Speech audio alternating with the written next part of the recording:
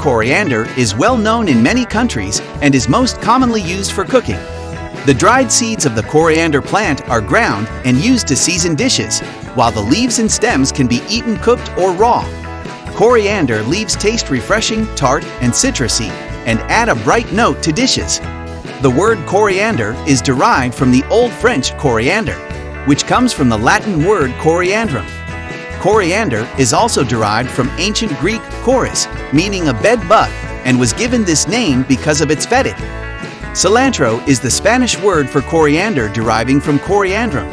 In the United States, the leaves and stems of this plant are known as cilantro due to their extensive use in Mexican cuisine. If you're growing coriander to use in cooking, you'll be glad to hear that birds also use it as a source of food.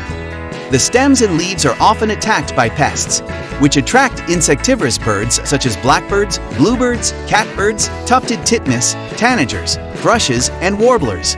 The small seeds are also a food source for birds like sparrows, finches, buntings, and mourning doves. If you are considering growing coriander in your garden, it's good to note that coriander prefers full sun to partial shade and plenty of water during the growing season. Coriander is super easy to take care of, with resistance to almost all pests and diseases.